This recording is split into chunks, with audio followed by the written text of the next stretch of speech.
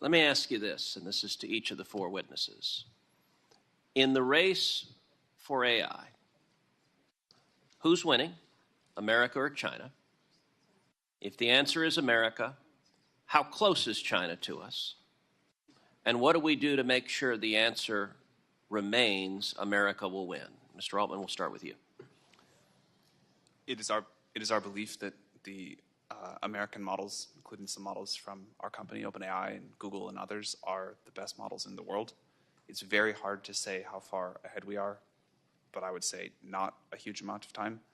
And I think to continue that leadership position and the influence that comes with that, and all of the incredible benefits of the world using American technology products and services, the things that my colleagues have spoken about here, the need to win in infrastructure, sensible regulation that does not slow us down, this sort of spirit of innovation and entrepreneurship that I think is a uniquely American thing in the world. None of this is rocket science. We just need to keep doing the things that have worked for so long and not make a silly mistake. Dr. Su? I'll answer in the realm of chips. I would say America is ahead in chips today. We have the best AI accelerators in the world. I think China, although they have restrictions given their ability to use advanced technologies, the one thing that's very important for us all to remember is there are multiple ways to do things. You know, having the best chips is great, but even if you don't have the best chips, you can get a lot done. So I think this conversation about how far behind China is, they are certainly catching up because there are many ways to do things. I think relative to what we can do, I will continue to say, really ensure that our spirit of innovation is allowed to work. And that is having very supportive government policies to do that, having very consistent policies, and allowing us to do what we do best, which is innovate at every layer of the stack. Mr. Intrator? So I'll speak to it from the physical infrastructure and software stack to deliver that.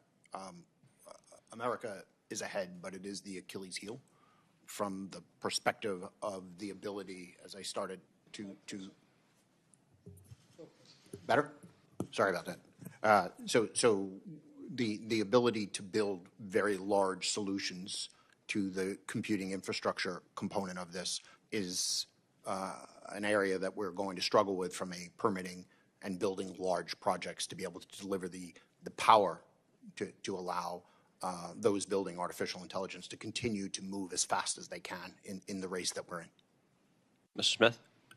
I think the United States has a lead today in what is a close race and a race that will likely remain close.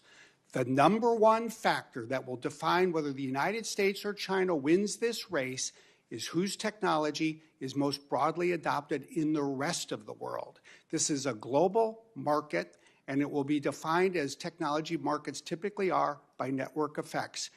18% of the people in the world live in China, 4% live in the United States, 78% live somewhere else.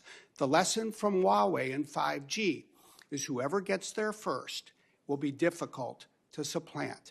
We need to export with the right kinds of controls. We need to win the trust of the rest of the world. We need to have the financial architecture that gets not only to the countries that are industrialized, but the nations, say, across Africa, where typically China and Huawei have done so well. So some of my colleagues have made reference to standards as something that is desirable, and I will say standards is often code word for regulations, and indeed the EU's stifling standards concerning the internet is what killed tech in Europe. We are seeing now state legislatures mimicking the EU, such as California's SB 1047, which thankfully was overwhelmingly defeated, but would have created a